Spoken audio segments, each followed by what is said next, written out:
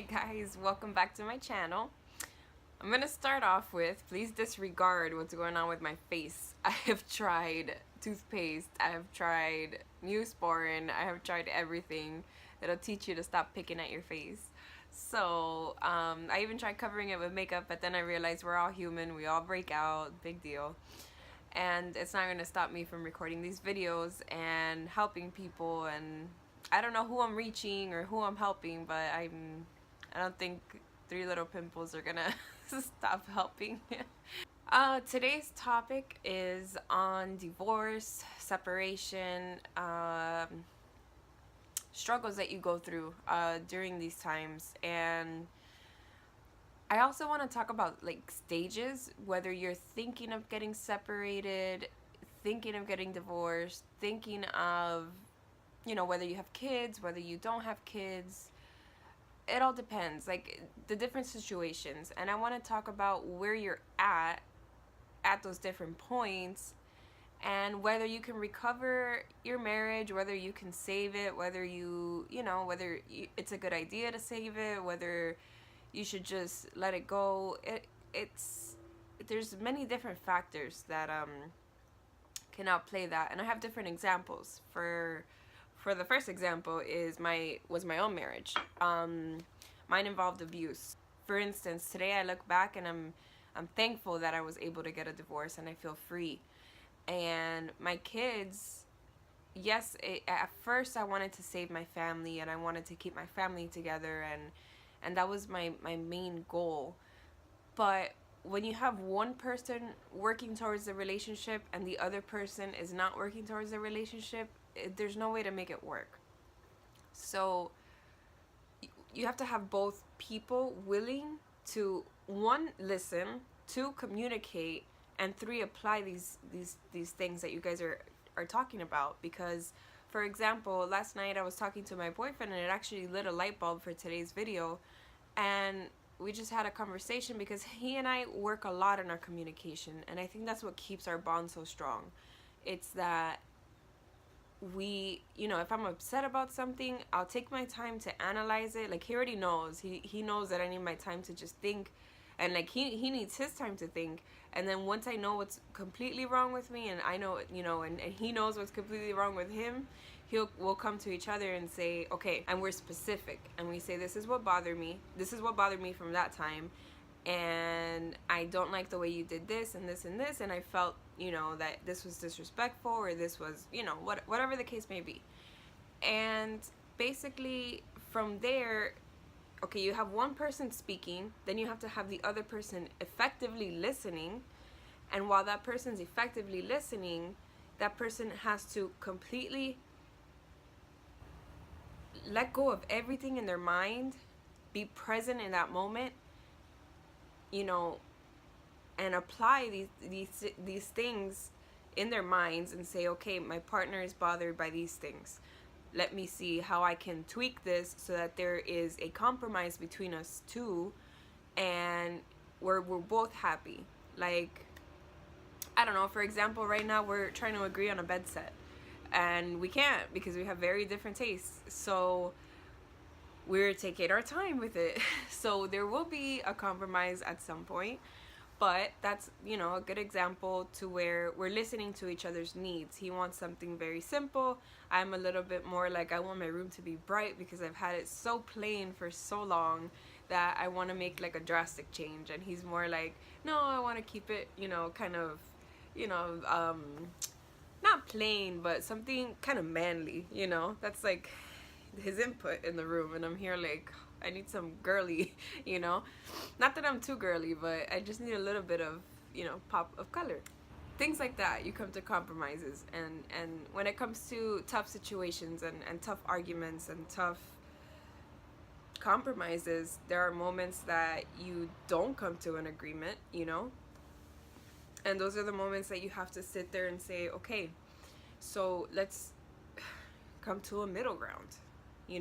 Whether you're making decisions about your kids, about your relationship, about where to have dinner. There's simple little things and there's huge things. So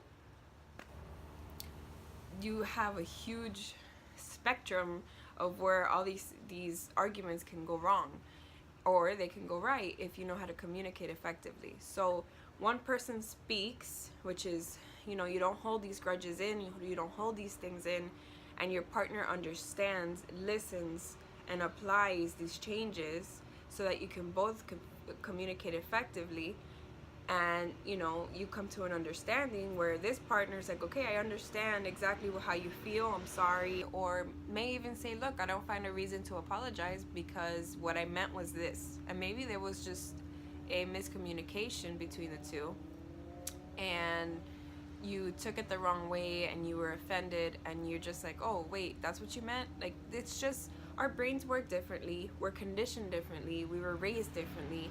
So in order to communicate, one has to speak up, the other one has to listen, and the one that's listening has to go ahead and speak again to the one that was speaking in the first place, and the one that was speaking has to now listen. So it's a circle.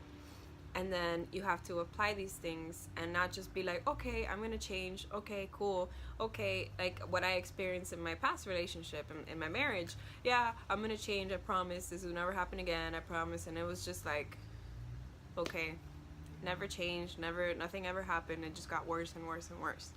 So then when you're in a relationship with a healthy person that really does cherish the relationship, you see the changes instantly. Like, it's just from one day to the next. Like, it takes a while for it to stick, because any kind of habit that you're trying to work on may take some time. It's just applying the habit over and over and over, and it takes 21 days to create a new habit. So if you want to save your relationship, save your marriage, save your family, then you both have to be willing to go ahead and do that.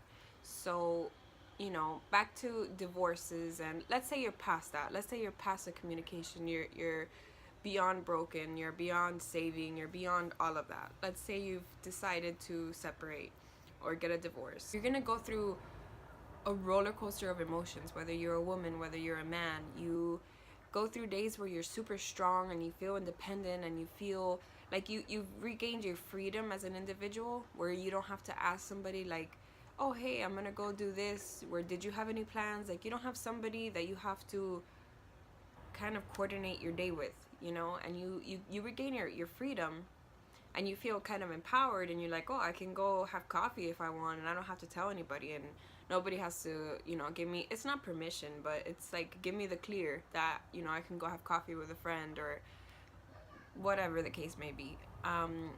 And then you start feeling empowered, you start liking your independence, you eventually even like sleeping alone in your bed, and it comes to the point where you enjoy it. And when you have kids, you enjoy it even more, because you either sleep with your kids or you apply your own rules to how you're raising your kids, and you don't have somebody doing pushback and pushback and pushback on how you want to raise your kids. During that time, let's say you woke up empowered, you went, you did your nails, you did this, you did that. If you're a man, you went, you got your hair cut, you got, you're feeling good, you're hanging out with your friends, you went to play basketball, it doesn't matter. Whatever you went to go do. And then the next day you wake up and all of a sudden there's a hole, just a void right here. Because you went to wake up and you went to your bathroom and you saw that your partner's toothbrush is missing. And all of a sudden, this heavy curtain of just darkness just falls all over you. And you're just like, wow, like, did this really happen? So it starts feeling surreal. And then all of a sudden, you're like, okay, did I make a mistake? I missed this person. Oh my God. And then you start second guessing what your decisions were, and whether, you left your partner or your partner left you.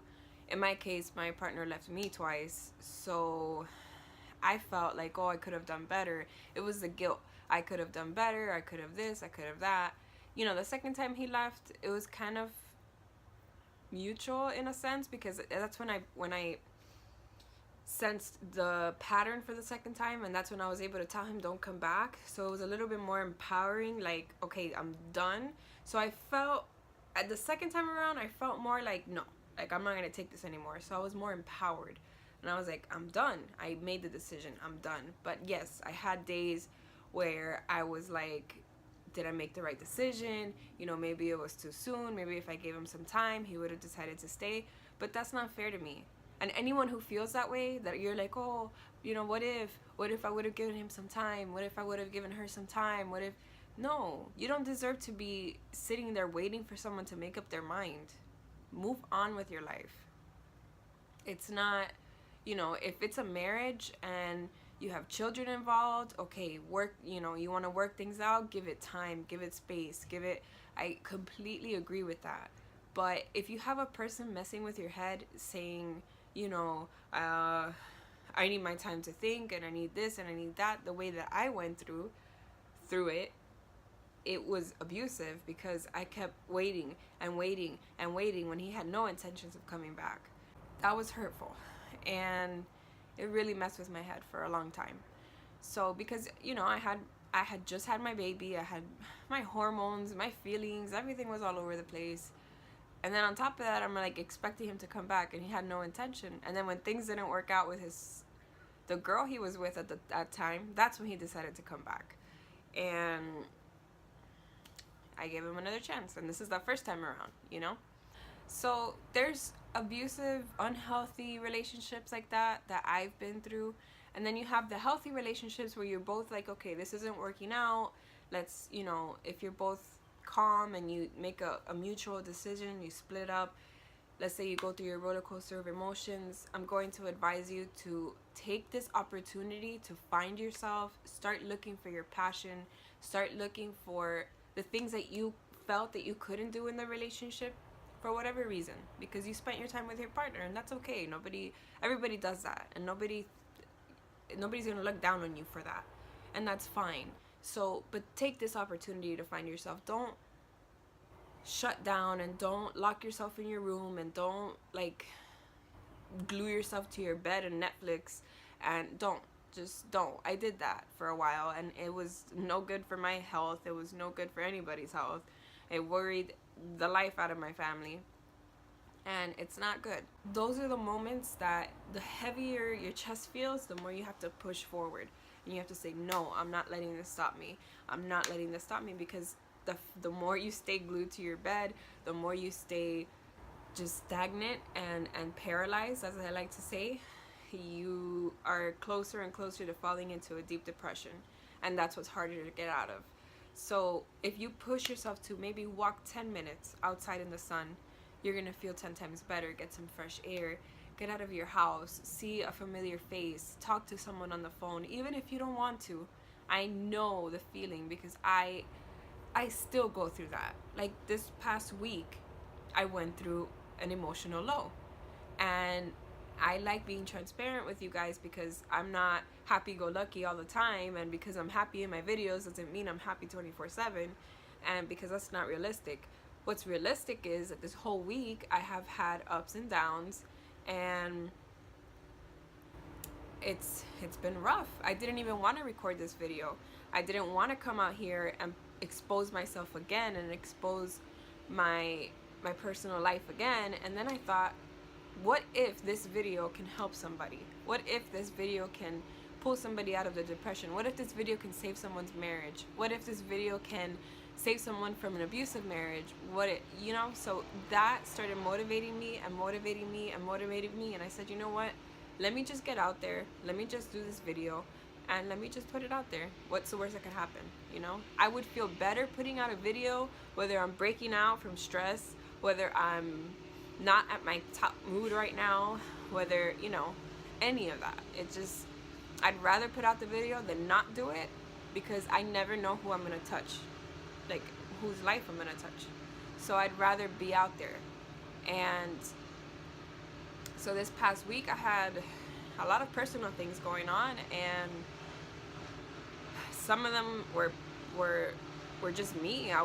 I didn't want to go out. I didn't want to go outside. I had personal things going on. When I fall out of my routine of taking my daughter to school, getting out of the house every day, I start getting depressed again, and I start hitting my lows, and then I'm not recording videos, and then I'm not promoting my page, and I'm not talking to people, and I start kind of going back into my little shell, and then that's when I start self-destructing. So that's the kind of week I've had, and I want to go back to the subject of separation and things like that to help you. Since this is a Heal Talk video, it's basically, again, finding yourself. Let's say you don't know where to start with a coloring book. And I know it sounds ridiculous, but that's how I started.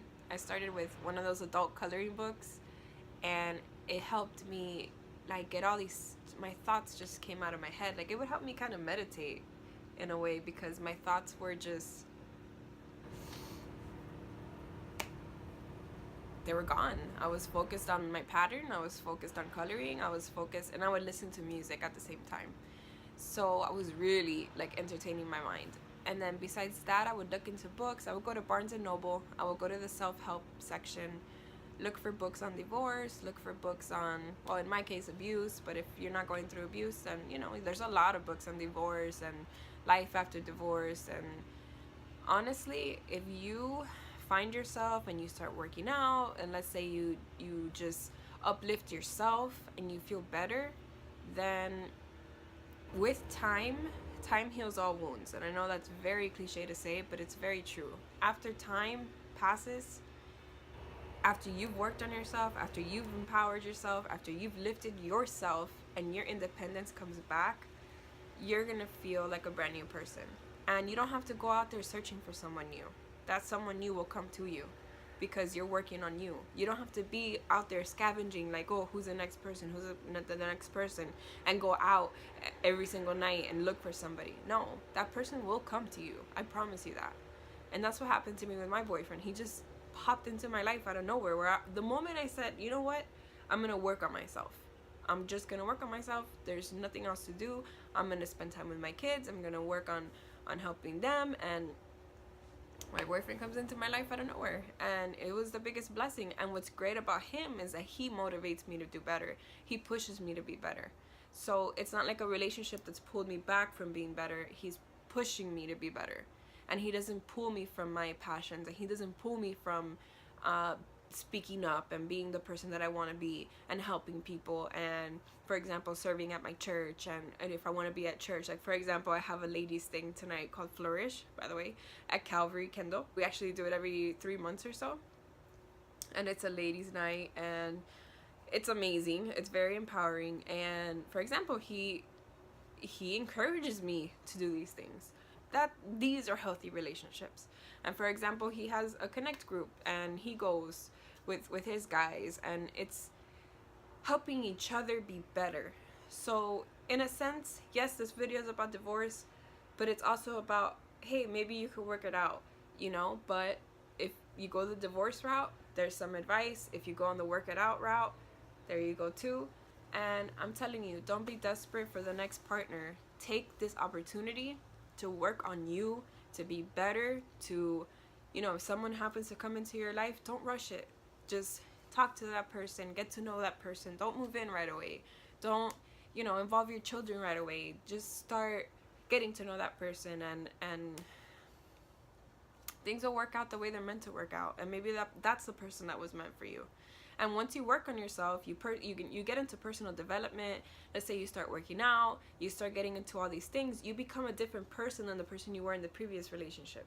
Now you're able to use the new you in a brand new relationship, and it's like starting all over. And it's not as scary as you think. You're like, oh my God, how am I gonna start all over again? And how am I gonna, you know, get comfortable with a brand new person? Like, if you're an introvert like me, those are difficult thoughts. So if you're a social butterfly, it's a lot easier. But for me, it's like, I have to be intimate with a person. Like, not intimate in a sexual way. Like, I don't even think that way. I think of my intimate emotional thoughts. You know what I mean? My mind, my soul, that's the way my mind thinks. Those things intimidate me. But then once you find a person that you have amazing chemistry with, and it's like, I remember my first date with my boyfriend, and it was like so refreshing. He's the kind of person that holds the door open for you, and if we're walking in the parking lot, he'll make sure that I'm not in the middle of the street. And we've been together for a little over a year now, and it hasn't changed. And I was like, these are tactics from the beginning just to like woo me. But It hasn't changed. That's just who he is. And I tell his mom all the time, I'm like, you have raised an amazing son. She's amazing too. I love my mother-in-law. I love that woman. I love her. I'm blessed to be in this family. Going from an abusive relationship to this, it's like night and day. Like sometimes it's hard to believe. And sometimes I'll be like, wait a minute, is this real? Like, is this for real? Is this gonna continue? Is this fake? Is this this? Is this that? I used to drive myself crazy with these questions. But the trust eventually forms.